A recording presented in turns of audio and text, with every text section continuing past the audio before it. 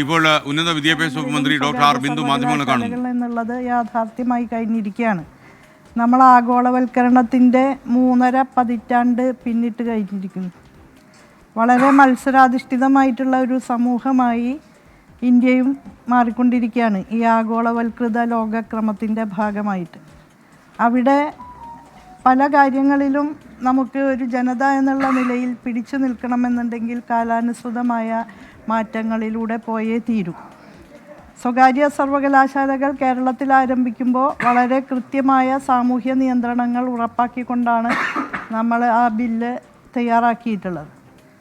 ഗവൺമെൻറ്റിൻ്റെയും മറ്റ് പൊതു സംവിധാനങ്ങളുടെയും കൃത്യമായ ജാഗ്രതയും ഇടപെടലും അതുപോലെ റെഗുലേഷൻ എല്ലാം ഉറപ്പാക്കുന്ന രീതിയിലാണ് ഈ ബില്ലിൻ്റെ ഉള്ളടക്കം വരിക എന്നുള്ളത് കൊണ്ട് തന്നെ മറ്റ് സംസ്ഥാനങ്ങളിൽ നിന്ന് വ്യത്യസ്തമായി കുറേ കൂടെ സാമൂഹ്യ നിയന്ത്രണമുള്ള സംവിധാനമായി തന്നെയാണ് കേരളത്തിലെ സ്വകാര്യ സർവകലാശാലകൾ പ്രവർത്തിക്കുക. ഇത് കാലത്തിന് അനുസൃതമായ ഒരു അനിവാര്യമായ നടപടിയാണ്. അതിൽ നമുക്ക് ഇനിയും മാറി നിൽക്കാൻ കഴിയാത്ത അവസ്ഥയാണ് ഇന്നത്തെ ദേശീയ സാഹചര്യങ്ങളിൽ ഉള്ളത് എന്ന് കണ്ടുകൊണ്ട് തന്നെയാണ് കേരളത്തിലെ ഉന്നത വിദ്യാഭ്യാസ മേഖലയുടെ മാറ്റത്തിനും മുന്നേറ്റത്തിനും അനിവാര്യമായ ഒരുപാട് പരിഷ്കാരങ്ങൾ നടപ്പാക്കിക്കൊണ്ടിരിക്കുന്ന ഈ സന്ദർഭത്തിൽ സ്വകാര്യ സർവകലാശാലകളുമായി ബന്ധപ്പെട്ടും വളരെ നിർണായകമായ തീരുമാനം ക്യാബിനറ്റ് കൈക്കൊണ്ടിട്ടുള്ളത്. ഈ സ്വകാര്യ സർവകലാശാല ബില്ലിനോടൊപ്പം തന്നെ നിലവിലുള്ള സർവകലാശാല നിയമങ്ങളെ കാലാനുസൃതമായിട്ട് പരിഷ്കരിക്കുന്നതിനുള്ള മറ്റൊരു ബില്ലും ക്യാബിനറ്റ് ഇന്നലെ അംഗീകരിക്കുകയുണ്ടായി. അതിനെക്കുറിച്ച് മാധ്യമങ്ങളിലൊന്നും കാണുകയുണ്ടായില്ല. നമ്മുടെ പൊതു സർവകലാശാലകളെ വലിയ രീതിയിൽ ഊർജം പകരാവുന്ന വിധത്തിൽ മാറ്റങ്ങളിലേക്ക് നയിക്കാൻ സാധിക്കുന്ന വിധത്തിലുള്ള ക്രമീകരണങ്ങളാണ് അതുമായി ബന്ധപ്പെട്ട് ഉണ്ടായി വരിക.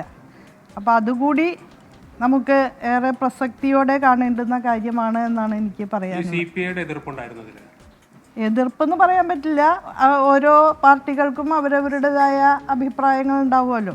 ആ അഭിപ്രായങ്ങളെല്ലാം ഉൾക്കൊണ്ടുകൊണ്ട് ഏകാഭിപ്രായത്തോടെ ഐക്യകണ്ഠേനയാണ് ഈ ബില്ല് ഇപ്പോൾ ക്യാബിനറ്റ് അംഗീകരിച്ചിട്ടുള്ളത്.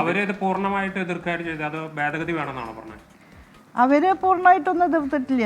അവർ വളരെ ചെറിയ ചെറിയ കാര്യങ്ങളിലാണ് ഭേദഗതി ആവശ്യപ്പെട്ടത്. ഭേദഗതി എന്ന് പറയാൻ പറ്റില്ല, മാറ്റം അവരാവശ്യപ്പെട്ടു ചില കാര്യങ്ങളിൽ. പ്രത്യേകിച്ച് ഉന്നത വിദ്യാഭ്യാസ മന്ത്രി ഈ സർവകലാശാലകളുടെ വിസിറ്ററായി പ്രവർത്തിക്കണം എന്നുള്ള ഒരു ഘടകം ആ ബില്ലിൽ ഉൾച്ചേർന്നിട്ടുണ്ടായിരുന്നു. അപ്പോൾ അവരാവശ്യപ്പെട്ടു അത് അതാത് സർവകലാശാലകളുടെ ജൂറിസ്ഡിക്ഷനുമായി ബന്ധപ്പെട്ട് പല മന്ത്രിമാരും ആകാവുന്നതാണ് എന്നൊക്കെയുള്ള നിലയിൽ അഭിപ്രായപ്പെട്ടപ്പോൾ എന്നാൽ അത് വേണ്ടതില്ല, ഗവൺമെൻറ് ഈ സ്വകാര്യ സർവകലാശാലകളുടെ കാര്യത്തിൽ ആ നിലയിൽ ഇടപെടേണ്ടതില്ല എന്ന് തീരുമാനിക്കാനുണ്ടായത്. അതേസമയം തന്നെ ഗവൺമെൻറ്റിനെ കൃത്യമായ നിലയിൽ റെഗുലേറ്റ് ചെയ്യാൻ കഴിയുന്ന മെക്കാനിസം ഈ ബില്ലുമായി ബന്ധപ്പെട്ടുള്ള പ്രൊവിഷൻസിൽ ഉറപ്പാക്കിയിട്ടുണ്ട്. രക്തസാക്ഷിത്വം ഉൾപ്പെടെയുള്ളത് ചൂണ്ടിക്കാട്ടിയാണ് പ്രതിപക്ഷം ഈ ബില്ലിനോടുള്ള ഇടതുപക്ഷത്തിന്റെ ഇപ്പോഴത്തെ സമീപനത്തെ ചോദ്യം ചെയ്യുന്നത്. ഇത് ഈ ഉന്നത വിദ്യാഭ്യാസ മേഖലയിൽ കാലാനുസാരിയായ പരിഷ്കരണങ്ങൾ കൊണ്ടുവരുന്നത് സംബന്ധിച്ചുള്ള റെക്കമെൻഡേഷൻസ് സമർപ്പിച്ച ശ്യാം മേനോൻ കമ്മീഷൻ റിപ്പോർട്ടിലടക്കം ഇന്നത്തെ കാലത്ത് സ്വകാര്യ സർവകലാശാലകൾ അനുവദിക്കാതിരിക്കുന്നത് നമ്മുടെ സമൂഹത്തിന് മുന്നോട്ടുള്ള പ്രയാണത്തിൽ സമകാലിക സാഹചര്യങ്ങളിൽ പ്രയാസമുണ്ടാക്കും എന്ന് സൂചിപ്പിക്കുകയുണ്ടായി.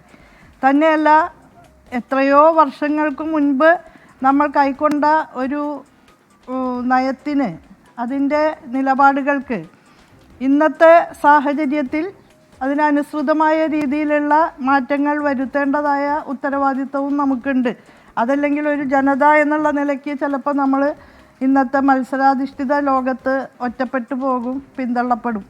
അപ്പോൾ കേരളത്തിൽ പ്രൈവറ്റ് യൂണിവേഴ്സിറ്റി വരുന്ന പശ്ചാത്തലത്തിൽ ഡോക്ടർ ആർ ബിന്ദു ഉന്നത വിദ്യാഭ്യാസ വകുപ്പ് മന്ത്രി മാധ്യമങ്ങളെ കാണുകയായിരുന്നു.